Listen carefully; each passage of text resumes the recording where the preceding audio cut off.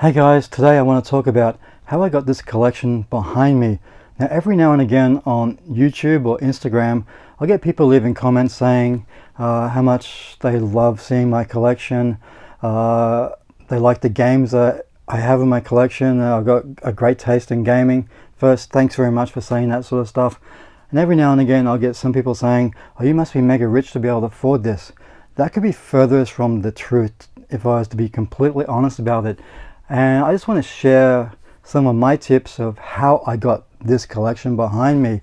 And before I do that, I just want to talk about the most expensive game in my collection, because somebody did ask me that. And I was going through this collection. I've been looking and looking and looking and thinking, what is the most expensive game I have in this collection? And it actually is the very second game I've ever bought. And it was a Sega Master System game. And it was, believe it or not, Fantasy Star back in 1989. A 4 meg cart with the battery backup. This was retail here in Australia for I think $149. So after 30 years of gaming, this is my most expensive game in the collection. And this was brand new. It wasn't a second-hand game. It was brand new back in 89. And that's just amazing when you look back. For me, back in the 80s when we started buying games, when I started buying games, they were like $99 retail. 30 years later, a lot of these new releases are $99. So over 30 years we've seen so much improvement from the 8-bit up to where we are now with this current generation. But the prices have always pretty much stayed the same, which is incredible. So let's get into my tips. Now these are my tips. You can take them as they are if you want. You may be able to leave some comments down below if you've got something you want to add to this, but these are my tips of how I got this collection. The first one is being smart, and that's really important. You've got to know what you want to buy in your collection. For me, I don't want to buy crap games. I've been gaming for 30 years, so I do know what I like. I know what I don't like. So being smart, and that's the first one for me, just having to be smart. So the second tip is knowing what games you want. And I have always made a list of what games I want in the collection, especially if I'm going back and trying to recollect my retro games. I sit down and I'll make a list out of what I want.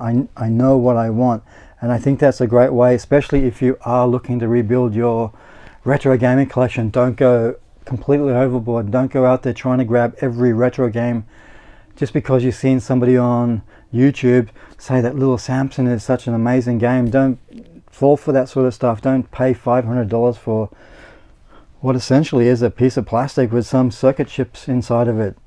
Don't do that, guys. Have a plan. Know what you want and stick to it. That's what I do. Now another great tip is, I think with EB Games, I think in GameStop in America as well, you sometimes come with these offers for the old games. Buy one, get one free, buy two, get one free, buy two, get two free. I've seen those offers before, and they are really a great time to jump on board and grabbing some real bargains. Currently, I just did a video, my collection's up, pickups for October. I bought a whole heap of games that if you buy 3 or more, it would come down to $5 each. So that's another way of being smart, waiting for the sales on different gaming stores, and as soon as they have the buy one, buy two, get one free sale on, get in there and grab it. So that's a really good tip I can give to you. Now believe it or not, Facebook Marketplace, something I never thought about before. It wasn't until we went over to the Philippines and my brother-in-law said to me, you should check out the Facebook Marketplace, because I was after PlayStation Vita games. And sure enough, I saw so many sellers on the Facebook Marketplace with Vita games, either to sell or swap. And I did pick up some real bargains over there. And even here in Australia, when I came back home, I found one seller in particular that had a whole heap of Master System games and I negotiated with him to pick up a whole heap at a really good price. So that's another good tip for you. Check out the Facebook Marketplace. There is some bargains on there. Of course, we've got eBay, but that's getting really hard to find bargains on eBay. Not unless you come across somebody that's selling some games that really doesn't know what prices they are worth, and he just throws it on there for a really cheap price, and that's the time to grab it. Local flea markets, it's getting hard to do that now because I think a lot of people know about retro games and how much money they can be making on these things, but Facebook Marketplace has actually worked for me, and it may work for you as well. And I always stick to a budget when I buy games, especially when I am trying to rebuild this Master System collection. I'm after Ninja Gaiden, and that game is going for like $79, $89. I'm not going to pay that kind of money for a retro game. I'll pay up to maybe $40, and that's an important thing to me, is sticking to a budget. I allocate so much money per month. I don't have a massive disposable income. I'm a working class guy. I have a family, so I have to be responsible and I have to stick to a budget. So please do that. You really need to do that. Now, like I said with EB Games, when you buy one get one free or whatever, sometimes I will look for doubles of a game. Now take Tomb Raider Underworld, which I just picked up. This collector's edition, I could sell this for maybe $35 on eBay, and that would cover the total cost of those games I bought. I bought $35 worth of games, $5 each. If I sold this, I could make that money back and call it even. But I don't want to sell this game. I want to keep it. But it is a way to keep the income rolling if you want to do that. But don't do what scalpers do and try and bump up the prices to a ridiculous amount. Sell it at a reasonable price, guys. Please do that if you ever are thinking of doing that. We don't want to see scalpers on the market. There's already so many out there. Another thing that I have to do, because I've got over 800 games, I got to keep track of all this stuff. When I go into a game store, if I'm looking on eBay or somewhere, I'm thinking, do I have this game? I have an app.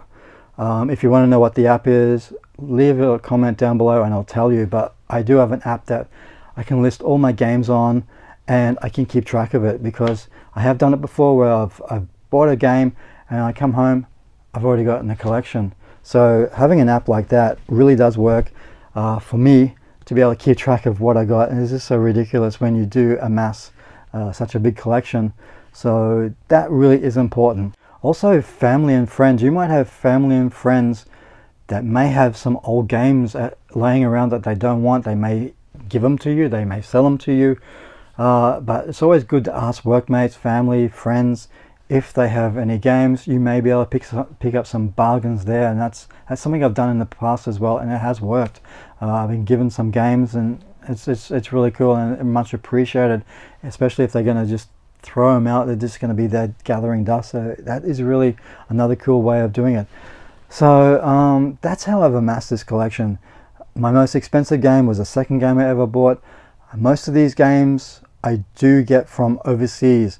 Now the Australian market here is just ridiculous for the pricing. I think the government takes like 30% in tax. I think, I'm not too sure about that.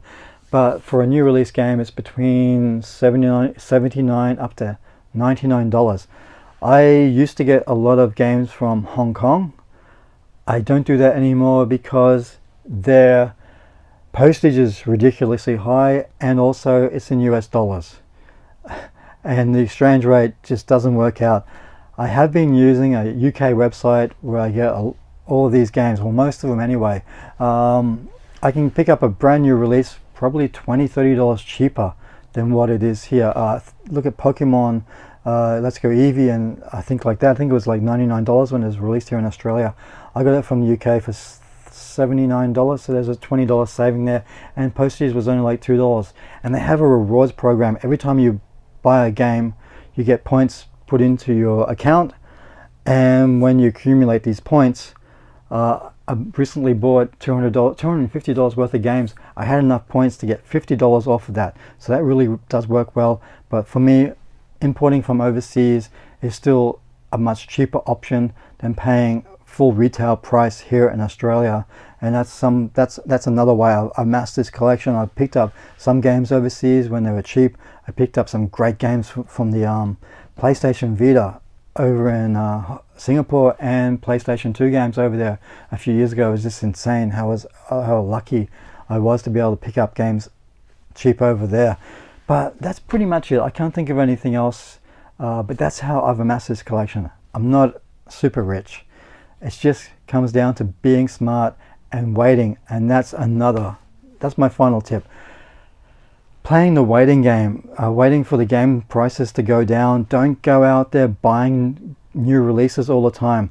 I still don't have Spider-Man and God of War on the PlayStation 4, and that's been over a year, I think now, since it's been released. I'm waiting for those games to come down to $29 brand new. Mainly because they are mass market games. They didn't have any limited runs. They're out there everywhere. So at some stage they're going to drop down to a price that I think it's worth. There are some games I will get throughout the year that are new releases. They're must-have games, but they're far and few in between, over 2019 at least. So that's it, guys. That's my tips for you. If you got anything else you want to add or how you do it, leave a comment down below. I'll be really interested in hearing how you go about collecting your collecting your collections or whatever. But that's how I do it, and yeah, I hope that sheds a bit of light on this. I'm not super rich. I wish I was, but I'm not. I'm just a working class guy doing YouTube part-time. I'm not shilling games like some other people on the YouTube platform. I just had to have a little dig, didn't I? But hey guys, that's how I do it. It's not rocket science. It's just being smart, and that's it. See you guys next time. Bye.